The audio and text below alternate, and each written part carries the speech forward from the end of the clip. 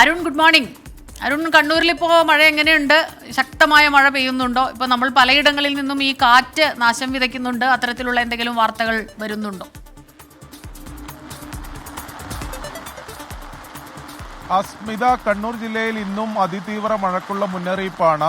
ഇന്നലെയും red alert ആയിരുന്നു. പക്ഷെ ഇന്നലെ ആ റെഡ് അലേർട്ടിന് സമാനമായ മഴ കണ്ണൂരിൽ ഉണ്ടായിരുന്നില്ല. മലയോര മേഖലയിലും മറ്റിടങ്ങളിലെല്ലാം ഇടവിട്ട സമയങ്ങളിൽ മാത്രമാണ് മഴ പെയ്തിരുന്നത്. പക്ഷെ ഇന്ന് രാവിലെ മുതൽ അല്ലെങ്കിൽ ഇന്ന് പുലർച്ചെ മുതൽ ശക്തമായ അതിശക്തമായ മഴ കണ്ണൂരിന്റെ വിവിധ ഇടങ്ങളിൽ പെയ്യുന്നു എന്ന വിവരങ്ങളാണ് ലഭിക്കുന്നത്. ഞാനിപ്പോൾ നഗരത്തോട് തൊട്ടടുത്തുള്ള കക്കാട് പുഴയുടെ തീരത്താണ്. അതിന്റെ ദൃശ്യങ്ങൾ കൂടി നമുക്കൊന്ന് കാണാം.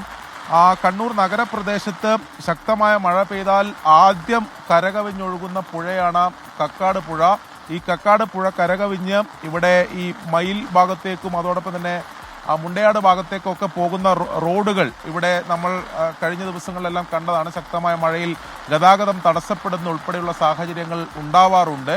ഇനിയും വരും മണിക്കൂറുകളിലും ശക്തമായ മഴ തുടർന്നാൽ ഈ പുഴ കരകവിഞ്ഞൊഴുകും. ഇവിടെ ഗതാഗതം തടസ്സപ്പെടുന്ന സാഹചര്യം ഉണ്ടാവും. ഇപ്പോൾ തന്നെ നമുക്ക് വെള്ളത്തിന്റെ ഒരു ദൃശ്യങ്ങൾ കാണാം. അതായത് ഒരു കലങ്ങിയ വെള്ളമായി തന്നെ മാറിക്കഴിഞ്ഞിട്ടുണ്ട്. വരും മണിക്കൂറിലും അതിശക്തമായ മഴക്കുള്ള മുന്നറിയിപ്പ് തന്നെയാണ് കാലാവസ്ഥാ നിരീക്ഷണ കേന്ദ്രം ജില്ലയിൽ നൽകിയിട്ടുള്ളത്. മറ്റൊരു പ്രധാനപ്പെട്ട കാര്യം ശക്തമായ കാറ്റാണ്. കണ്ണൂർ ജില്ലയിൽ ഈ കാലവർഷത്തിന്റെ ആദ്യഘട്ടത്തിൽ വലിയ മഴക്കെടുതികൾ അല്ലെങ്കിൽ നാശനഷ്ടത്തിന് കാരണമായത് ഈ മഴക്കൊപ്പം തന്നെയുള്ള അതിശക്തമായ കാറ്റാണ്.